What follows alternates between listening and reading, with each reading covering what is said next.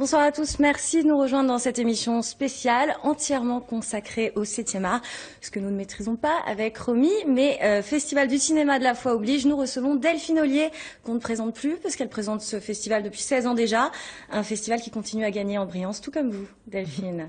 À vos côtés, le jeune et talentueux réalisateur Maxime Lebras, qui nous parlera des différents aspects de ce métier, de l'aspect artistique à la réalité du terrain. Five Club, c'est le nom de la toute nouvelle association que représente Erwan Bournet, réalisateur aussi, qui soutient les courts-métrages calédoniens. Vous nous expliquerez de quelle manière. Enfin, pourriez-vous imaginer un film sans musique? Non? Normal. Voilà pourquoi des compositeurs existent, comme Carl Baudouin, pour donner du sens et de l'âme aux images. Soyez les bienvenus. On va commencer tout de suite avec les vidéos de la semaine. Tu nous emmènes en Inde ce soir. Oui, en voyage. Et puis, alors ça vous est sûrement déjà arrivé d'aller au ciné, d'avoir votre voisin d'à côté qui vous pourrit le film parce qu'il avale son popcorn la bouche grande ouverte, ou le voisin de devant qui fait 2 mètres. Eh bien, estimez-vous heureux de ne pas habiter en Inde, où le spectacle est autant à l'écran que dans la salle. Alors l'image n'est pas de très bonne qualité, mais c'est le son qui est surtout très important.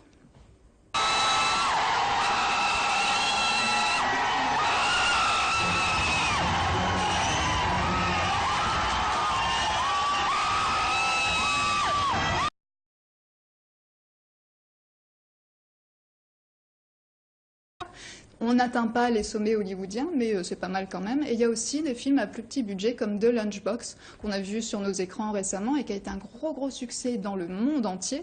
Donc pour un petit million et demi de dollars de budget, 130 millions Pacifique. Maxime, on est loin du budget des tourneurs de films. Ah ouais, on est loin, ouais. C'était combien à peu près 10 fois moins. 10 fois moins. Ouais, au moins, oui. Ah ouais, donc il y avait quand même un petit peu de sous. Pour les oui, tourneurs de bien films. sûr, on a été soutenus, bien sûr. Et Delphine, vous pensez que les Calédoniens pourraient aimer le cinéma de Bollywood, sachant qu'ils sont déjà très fans de telenovelas et qu'au niveau des histoires, bon, avec les danses en plus, on n'est pas très loin? Écoutez, c'est une question que je me suis posée parfois, parce que c'est vrai qu'un festival de cinéma pourrait accueillir aussi des films de genre de ce style. Et puis, finalement, j'avoue que dans à chaque fois les dizaines de films qu'on voit pour la sélection. Alors notre choix s'était arrêté sur Lunchbox. Il faisait déjà partie de la sélection Ciné Sud. Enfin, on hésitait sur des titres et puis on s'est échangé tel père tel fils et de Lunchbox en fait. C'est vrai que c'est pas Bollywood avec les danses. Non, on n'y est pas. Par contre, c'est un agréable voyage et c'est vrai que j'entendais les spectateurs très satisfaits de le voir à l'écran ici. Ouais. Un beau film. Deuxième buzz, on reste dans le cinéma mais d'animation cette fois. Les dessins animés sont de plus en plus beaux en 3D avec des jolis scénarios aussi, mais quand même des fois on se dit que nos dessins animés cultes de notre enfance, c'était quand même aussi vachement bien, en particulier en version originale et locale. Écoutez bien.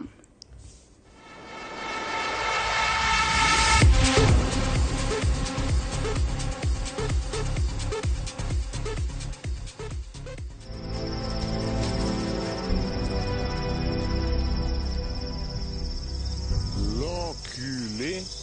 Viens, on claque un camping ici. Ça me déconne, c'est un cimetière. Bon, allez, c'est bon, ça change, tu vois, un petit peu. Ouais, mais quand même, il y a quand même des spots un peu plus chauds, hein. Ouais, mais ici, regarde, il y a même des toilettes privées. Bah attends, je vais les inaugurer un coup. Parce que... Non!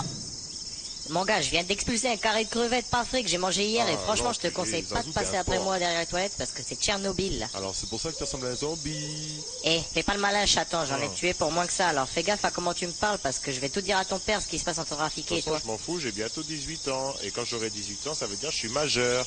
Donc, je pourrai faire tout ce que je veux. Ah ouais, les gens de Murray. L'enculé, il y a encore quelqu'un aux toilettes. Voilà, plus de 16 000 vues sur YouTube, c'est pas mal du tout. Merci King Taz, l'auteur de cette vidéo, qui nous avait d'ailleurs envoyé des nouvelles de lui dans une précédente émission et qui a fait plein de parodies, alors de Fast and Furious à Twilight, et même il y a une interview de David Guetta, donc on vous invite vraiment à aller voir toutes ces parodies en intégralité, on vous mettra les liens. Karl, je demandais, composer de la musique de film pour un film d'animation, est-ce que c'est la même que pour un film normal? Oui. Delphine, on en vient à vous. Vous êtes la déléguée générale du Festival du cinéma de la foi. En clair, vous organisez cet événement, vous occupez toute la logistique. Ouais, je suis accompagnée quand même. Hein. Vous êtes accompagnée. Toute l'équipe qui travaille. J'imagine bien. Et ça fonctionne puisque tous les ans vous rencontrez un franc succès, aussi bien auprès du public que des stars du milieu. Je propose qu'on regarde des images, on en parle juste après. D'accord.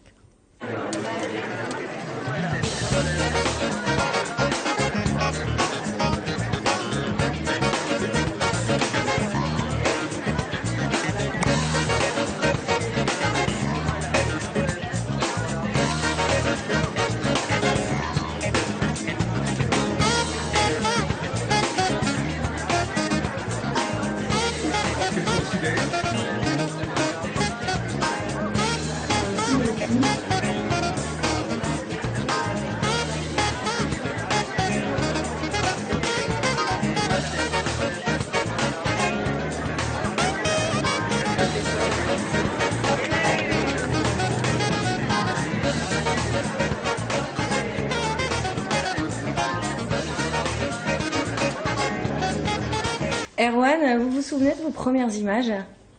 Oui, alors ouais, ça remonte à loin, ça remonte au collège Champagnat, j'avais 12 ans, atelier audiovisuel avec monsieur Olivier Kuczynska. Oui, c'était hier, quoi. Voilà, donc ça remonte à loin et c'était première expérience vidéo tout de suite, de manière assez immédiate. Et quand vous les regardez, ces images aujourd'hui, ça vous fait quoi? Ah, un petit coup nostalgie, c'est vrai que on voit qu'il y a eu beaucoup de chemin depuis, beaucoup de gens qui ont été rencontrés, beaucoup de travail effectué.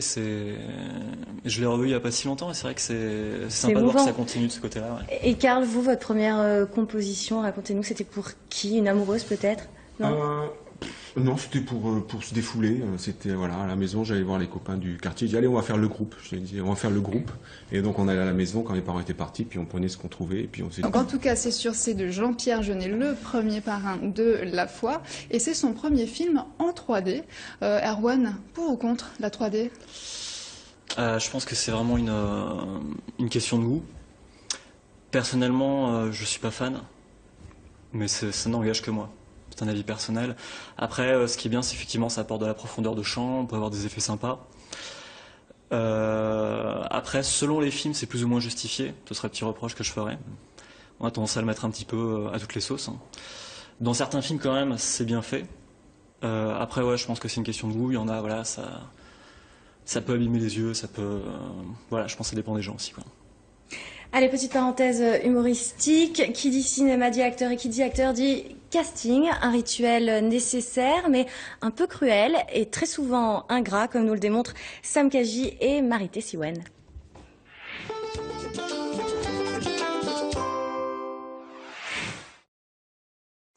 Action. Alors? C'est cette montagne, celle qui domine les autres. Partez pas. On gratuit, on peut...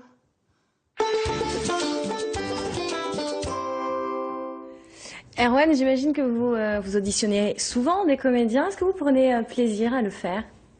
Oui, toujours. Ouais. C'est vrai que même assez souvent, c'est au moment de l'écriture qu'on commence à avoir des idées de personnages et d'acteurs précis. Ouais. Et quand ils vous disent oui, là, on est ravis. On est d'accord pour dire que c'est un moment ingrat pour un comédien parce qu'il est entre séduction, rejet, fragilité. C'est un petit peu difficile comme exercice. C'est, pour ma part, personnellement, comme c'était plutôt des projets intimistes que j'ai fait jusqu'à maintenant, ça allait. On peut pas dire qu'il y avait de tension, c'était plus autour d'un café, une discussion, et après le projet plaisait. Et on pouvait, vous étiez toujours très élégant pour dire non à un comédien? J'ai pas dit non à un comédien pour l'instant, je vais plutôt les chercher en fait. Et par contre sur des projets communs où là on fait un casting, une sélection, c'est différent. Mais ceux sur lesquels j'ai participé, on était plusieurs, donc c'est différent, c'est plus par vote. D'accord, donc à plusieurs, vous avez monté justement l'association Five Club en 2013, dans l'idée de valoriser les courts-métrages calédoniens en les mettant sur une belle plateforme de visibilité, à savoir le web. Vous n'êtes pas seul, vous êtes avec... Alors, en tout, donc on est 5. Nous avons Christophe Monnier, le président de l'association, qui a eu d'ailleurs, c'est de lui vient cette idée à la base.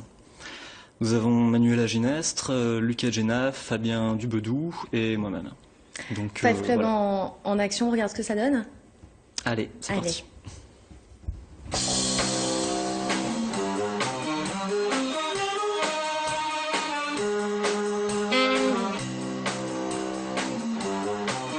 Get the funk.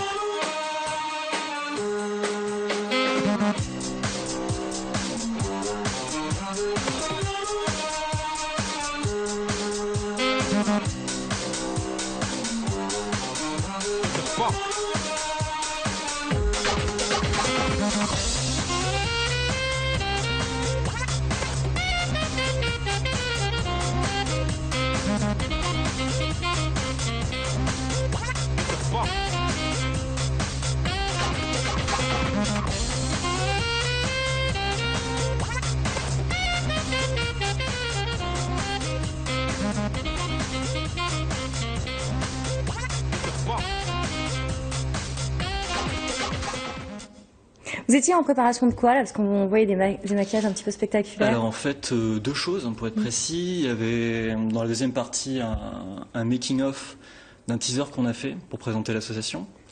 Et dans la première moitié, c'est les préparatifs du premier vrai projet de l'association, c'est-à-dire un court-métrage.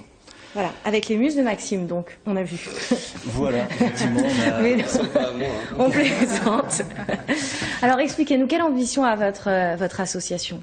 Donc, alors, à la base, c'est un groupe de passionnés, on va dire, vidéo. Et on s'est réunis ensemble pour réaliser des projets plus ambitieux. Pour pouvoir faire des demandes de subventions, essayer de progresser dans ce qu'on fait. Ouais. Et donc il y a plusieurs projets au niveau de cette association. Donc il y a effectivement la création d'un site internet qui est à venir, donc une plateforme, également pas mal de petits making-of aussi. On voulait montrer plus l'envers du décor sur un tournage. Et après, voilà, des projets de fiction. Et donc, vous êtes une aide certaine, évidemment, autour de ces personnes qui vous sollicitent pour la création d'un court-métrage. Vous leur donnez tous les conseils qu'il faut, vous les assistez techniquement. Ça se passe comme ça, concrètement? Alors ça, c'est encore à l'état de projet. Mais c'est effectivement ce qu'on projette de faire par la suite. C'est-à-dire pouvoir aider comme nous, on nous a aidés. Ouais. Comme une chaîne, en fait, simplement. Et aider des amateurs comme des professionnels, les deux c'est open pour tout le monde? Voilà, moi avec plaisir je travaille avec des professionnels. Je pense que j'ai plus à apprendre effectivement à quelqu'un qui vient tout juste de débuter qu'à quelqu'un qui en sait plus que moi forcément. Et on a vraiment envie de ce système d'entraide. Voilà, qu'on reste, que ce soit pas un groupe fermé, que on s'ouvre, qu'on puisse rencontrer des gens qui aiment ça et partager cette même passion. Ouais. Et alors Erwan, la visibilité sur Internet, pour vous aujourd'hui, c'est une étape obligée pour ouais, je pense que c'est une étape incontournable. C'est pas la seule, mais effectivement, tous, je pense, dans les réalisateurs calédoniens, enfin à ma connaissance, pour la plupart, on est sur Internet aussi. Ouais. Le web, c'est quand même le média premier. Oui, c'est un média effectivement. Et de plus en plus, j'imagine que c'est quand même la meilleure visibilité qui soit. Ça permet d'être vu partout. C'est vrai que c'est l'avantage. Vous arrivez à financer facilement vos projets perso? C'est toujours une étape longue et difficile. Ouais. Il faut être patient, il faut le temps de faire des dossiers, le temps de faire des repérages, des castings, d'avoir quelque chose de concret à proposer. Ouais. Et après, on est quand même beaucoup à faire des demandes, donc c'est aux projets les plus intéressants, je pense, qui passent. Mais nous, en l'occurrence, on est assez contents puisqu'on a bénéficié de la CAPAC pour le premier court-métrage de l'association et d'une bourse d'Xrata. Et on est encore en recherche de subventions supplémentaires. Alors, en parlant de court-métrage, j'aimerais savoir, au-delà d'un festival comme celui de la Foi, quelle ambition a un court-métrage? Est-ce que ça peut être une finalité en soi, ou est-ce que c'est toujours l'amorce de quelque chose pour, à terme, aller vers un long-métrage? Est-ce que c'est le premier pied à l'étrier, ou est-ce que c'est une création comme une autre qui se suffit à elle-même? Je pense que ça dépend du point de vue de chacun encore. Ce que je peux dire, effectivement, oui, on a l'envie de progresser au fur et à mesure. Donc, on s'attaque à des très courts au début, on essaie de faire des formats de plus en plus longs, des projets de plus en plus compliqués. Effectivement, on peut arriver à cette conclusion. Ouais. Maxime, vous avez un avis sur la question? Ça dépend un peu de ses ambitions, ça dépend de son plan de carrière. Moi, j'ai commencé, mon premier film faisait 30 minutes, du coup. Ouais. C'était Les Tourneurs de films. Avant, j'avais beaucoup écrit. C'est la première fois pour les tourneurs que je passais réalisateur. Ça peut aussi bien être une carte de visite que se suffire à soi-même. Ça dépend vraiment quelles sont ses ambitions, quoi. D'accord. Pour moi, en l'occurrence, c'était juste un premier pas vers du long. Et pour Five Club, pourquoi pas Five Club, qu'est-ce qu'il y a dans les tuyaux? Quels sont les projets, les cours en train d'être tournés? Donc pour l'instant, c'est un court-métrage. Ça, c'est le projet qui nous occupe le plus, qui s'intitule Les Sondeurs. Et ensuite, dans les projets suivants, d'autres courts-métrages de fiction, par la suite des formats de plus en plus longs, des capsules, des petits making-of, des petits tutos aussi, qu'on fera... Tutoriel, pardon. Pour apprendre aux gens. Pour donner des conseils sur les bases pour ceux que ça peut intéresser et proposer une aide aussi. Si je peux me permettre, ce que je trouve vraiment intéressant dans votre équipe, parce que vous êtes vraiment une équipe soudée à travailler les uns sur les projets des autres, et ce qui est très louable, c'est que Bien sûr, il y a des projets qui sont aidés, mais il y a encore de l'énergie aussi pour faire des projets, même quand il n'y a pas d'aide. Il y a cette envie toujours de produire. Vous avez cette énergie-là.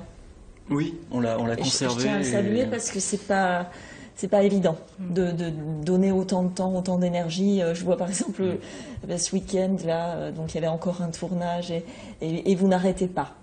Et ça c'est par passion, ouais. Voilà avant tout. D'où la nécessité d'être supporté, donc. Voilà. En tout cas, très belle initiative, effectivement. Vous ne suivez pas du tout le foot, Erwan? Non, c'est pas trop mon truc. Donc le sujet qui va suivre ne risque pas de trop vous intéresser, mais vous êtes au courant quand même que nous sommes en pleine Coupe du Monde de foot. Ça se passe du côté du Brésil, au pays du soleil, du sourire et de la samba. Vous n'y êtes pas, nous non plus, mais on a reçu des nouvelles. C'était juste avant le match France-Suisse où les Bleus ont été de la dynamite. Oui. Vous êtes donc compositeur. En clair, vous créez de la musique et des sons pour guider le spectateur. Et c'est ce qu'on va faire tout de suite, se laisser guider.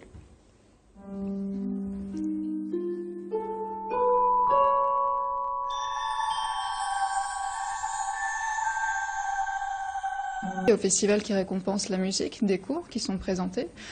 C'est en réflexion? Et en fait, il y a depuis l'an dernier une bourse qui existe justement pour comment prendre en charge, aider la prise en charge financière de la composition d'une musique originale pour un film. Et donc Karl est d'ailleurs le lauréat qui a gagné cette première édition l'année dernière.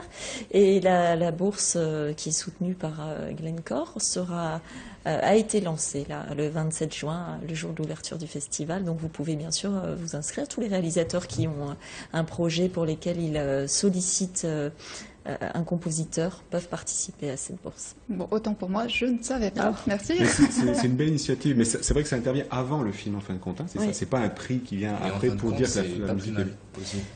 Hein? Et en fin de compte, c'est pas plus mal aussi. Oui, c'est vrai. D'avoir de l'argent pour travailler avant. Oui, parce que voilà, c'est cette musique que Karl a composée donc ces derniers mois pour un film. Ce film, nous le retrouvons en compétition cette année. Et alors justement, comment se passent les relations avec les réalisateurs? Peut-être d'ailleurs que vous connaissez, Maxime, vous avez peut-être déjà travaillé avec lui. Ou Erwan, vous avez jamais travaillé ensemble non plus? De manière indirecte. Oui. Sur un court-métrage de... Oui, c'est un petit milieu, tout le monde se connaît. Oui, on se connaît, voilà. Mais c'est vrai que j'ai pas fait de musique pour... De musique, non. Moi, c'était David Leroy sur les tourneurs. Ouais. Mais c'est un rôle essentiel, le compositeur. David Leroy, pour mon film, je lui ai demandé justement de faire la musique avant. J'étais encore à l'étape de l'écriture. Voilà. Il me faut une musique parce que j'ai du mal sur la fin. Ouais. Et c'est de sa musique qu'est venue la fin du film. Vous, Karl, vous travaillez pas mal avec Roland Rossero, avec qui vous avez fait le film Contact. Travailler avec un réal, c'est avant tout une question d'affinité, comme... Ah oui, Maxime. Je pense, oui. On peut travailler avec tout le monde, hein, si on est un peu diplomate, etc. Et puis on comprend. Surtout, il faut comprendre ce que les réalisateurs veulent et traduire, nous, avec notre langage de musicien, ce qu'ils veulent. Et plus on se connaît, et plus on se fréquente, plus les affinités se font et après ça va tout seul. C'est ce que vous disiez, Maxime. Vous disiez qu'il fallait être limite pote avec son compositeur en absolu. Plus qu'être pote, il faut avoir des points d'accroche en termes de sensibilité, quoi. Si on a les mêmes références, si on a les mêmes images en tête, si on a la même émotion qu'on veut traduire, parfois il peut y avoir cafouillage, hein. Le compositeur peut mal comprendre ou même mettre trop de choses personnelles dans la musique qu'il va faire au point que non. Donc, il faut tuer son ego, j'ai l'impression, pour être au service du film. En fait. La musique, de toute façon, elle est au service des images. Oui, elle doit pas aller devant, elle doit pas ni même paraphraser non plus l'image, ça sert à rien. Elle doit vraiment être juste là pour rajouter quelque chose s'il y a besoin. Des fois, il n'y a pas besoin. Hein. Souvent, le silence, c'est ce qu'il y a de mieux. Mais un film, de manière générale, doit sacrifier l'ego de chacun pour le public. Hein. C'est aussi un peu le but. Ouais, j'entends bien. Bon, en tout cas, il y a un autre aspect dans votre vie, Karl, tout aussi musical. C'est le funky blues que vous allez nous faire découvrir tout de suite. Je vous invite à vous installer. Allez. Pour nous interpréter You See What You'll Get, que vous avez écrit et composé et qu'on peut retrouver sur votre album The Time. Honneur aux femmes. Si vous étiez la scène d'amour d'un film. Alors là, je suis le bonheur d'Agnès Varda. Je vous ai sauvé la mise là. Expliquez-nous pourquoi. Pourquoi celle-là? Parce qu'elle est extrêmement bien découpée. Si j'avais travaillé vraiment dans le cinéma, j'aurais aimé être monteuse. Et je crois que cette scène me fascine par son montage. Bon, on vous regardera plus jamais de la même façon, Delphine, maintenant qu'on sait ça. Erwan, je passe à vous. Qui est selon vous la femme la plus inoubliable au cinéma?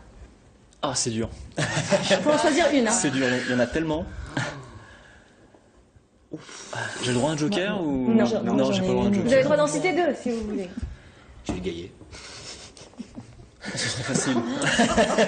Un peu facile, Maxime. Allez. Du coup, je vais faire honneur à ton prénom, mais Romy Schneider. C'est ça. Je suis touchée, je suis pour elle. Ah oui. Extraordinaire. Plutôt cinéma français ou cinéma américain? Ah, les deux. J'aime bien les deux. Je Bah, trouve on que sait c'est deux loin, couleurs nous, quand différentes, même. quoi. Ou italien, ou allez, une grande actrice. Une belle actrice. Monica Bellucci. Sofia Loren. Claudia Cardini. Claudia Catherine Cardini. Deneuve. Il y en a trop. Il y en a trop. On a trop. Ok. C'est dur la question. Bon. Joker. On n'a jamais accordé de Joker, mais on vous le super, donne ce super. soir. Il y a Manuela Ginès qui est bien quand même. Oui, voilà. Manuela Ginès. Manuel Ginès. Ah, on aime bien nous aussi dans des films. Très bien. Karl, si vous étiez une scène de film qui fait pleurer à coup sûr. Une scène de film qui fait pleurer à coup sûr. Alors d'abord, je fais un petit préambule. Moi, je pleure pas pour les trucs tristes. Je pleure quand les trucs sont joyeux et qu'il y a une belle émotion. Et là, c'est ça qui me fait pleurer. Bon. Alors une scène. Oui, mais oui, une scène de film qui vous fait pleurer à chaque fois. À chaque fois. Parce qu'elle est belle ou parce qu'elle est triste. Non, triste, tu pleures pas. D'accord. Par contre, quand il y a des belles choses qui se passent, dans Smoke, j'ai vu le film Smoke de Wayne Wang et Paul Auster, et il y a une scène qui est très belle là-dedans. C'est quand celui qui tient le tabac, tous les matins, il prend une photo, tous les matins au même endroit, à la même heure, depuis. Et donc il a plein d'albums photos, et il montre ça à un ami à lui, et l'ami le regarde, puis il tourne vite comme ça, et puis il dit mais attends, mais tu vas rien voir si tu vas trop vite quoi. Alors il regarde mais c'est toutes les mêmes, il dit non c'est pas les mêmes, alors après il explique et je fais court. Ouais. Et là il voit sa femme qui a été prise en photo en passant, sa femme qui est décédée, qui est morte juste après dans un hold-up. Smoke, ne nous racontez pas tout, on regardera. Ça c'est une très très belle scène, c'est un très beau film Smoke. À retenir, beaucoup de silence, Wayne Wang. Ouais. Maxime, on termine par vous. Si vous étiez un fantasme cinématographique. Encore plus dur. Je vais gailler. Alors, je sais pas, Princesse Leila dans Star Wars. Si j'étais un fantasme. Un fantôme. Et on n'a plus beaucoup de temps, alors il faut trouver vite. Princesse Leila, non? Allez, c'est ça, plutôt ça. Non, vous y croyez pas. Avec ses donuts. Ouais, non, c'est des macarons. C'est pas des donuts déjà, c'est pas tout à fait pareil. Non, mais Julie Gaillet, c'est parfait. Passons là-dessus. Julie Gaillet? Allez. Ah, c'est classe. Pas mal. Merci à tous les 4 d'avoir fait cette émission. C'est la fin. On va se quitter. Merci à vous de nous avoir suivis. Merci à l'équipe technique. Très belle semaine sur NC Première. Prenez soin de vous et des autres. Salut.